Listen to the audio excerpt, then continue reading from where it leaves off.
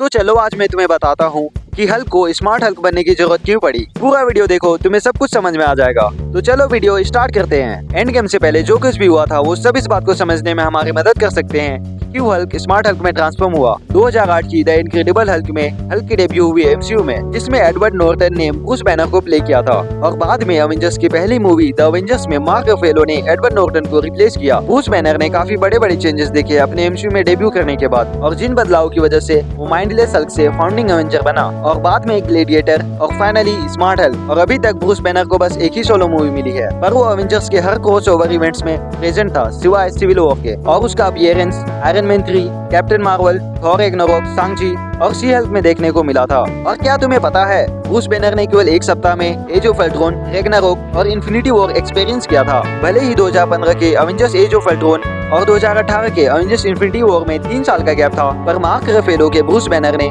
असल में इन इवेंट्स को और 2017 के थॉर रैग्नारोक के इवेंट्स को एक सप्ताह से भी कम समय में एक्सपीरियंस किया। ब्रूस बैनर को आखिरी बार उसके ह्यूमन फॉर्म में एज ऑफ अल्ट्रॉन में सोकोविया की लड़ाई से पहले देखा गया था। इससे पहले नताशा रोमानोफ ने अल्ट्रॉन की सेना से लड़ाई में हेल्प करने के लिए हल्क को जगाया था, और लड़ाई के बाद हल्क अनजाने में सकार की ओर चला गया, जहां वह 2 साल तक हल्क फॉर्म में ही फंसा रहा, और जिसके बाद वह ग्रैंड मास्टर का चैंपियन बन गया। और फिर थॉर रैग्नारोक के बाद हल्क वापस से ब्रूस बैनर बन पाया।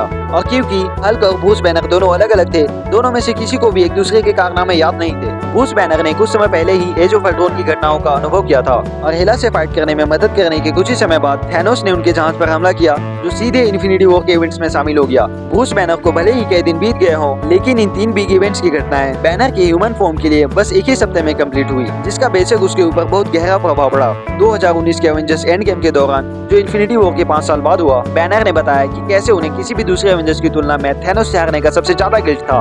उन्होंने कहा कि यह ऐसा था जैसे वो 2 बार हार गए, जब हल्क एस्गार्डियन जहाज पर थैनोस को हराने में असफल रहा, और फिर जब थैनोस ने इन्फिनिटी स्टोन्स कलेक्ट किए और अपनी चुटकी बजाकर दुनिया की आधी आबादी मिटा दी। और इस बात से इन्फिनिटी वॉर के दौरान बैनर के अनुभवों का पता चलता है। और फिर हल्क ने इन्फिनिटी वॉर में फाइट करने से मना भी तो कर दिया था।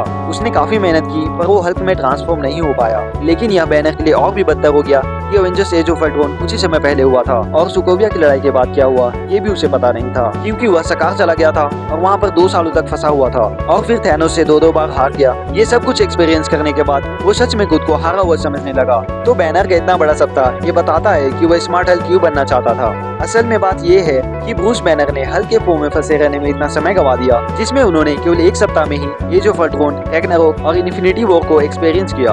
यह बताता है कि अवेंजर्स एंड गेम में वह स्मार्ट हल्क क्यों बने। बैनर की लगातार हार ने उसे अपने ह्यूमन फॉर्म और हल्क को मर्ज करने के लिए प्रेरित किया, ताकि वो आने वाली किसी भी लड़ाई में अपना ताकत और दिमाग दोनों यूज कर सके। हल्क के साथ इतना संघर्ष करने के साथ साथ अल्ट्रॉन, हेला और थैनोस जैसे विलेंस के साथ बैक टू बैक लड़ाई करने के बाद ब्रूस बैनर का स्मार्ट हल्क में बदलना असल में पूरी तरह से समझ में आता है। Okay guys, that's all. I hope कि तुम समझ चुके हो हल्क को स्मार्ट हल्क बनने की जरूरत क्यों पड़ी। अगर तुम्हें हमारा वीडियो अच्छा लगा तो वीडियो को लाइक करो, अपने दोस्तों के साथ शेयर करो और सब्सक्राइब करना मत भूलना। बाकी हमने इससे पहले बस्तर मूवी के टीजर के ऊपर बात की है, तो उस वीडियो को भी जरूर से चेकआउट करना।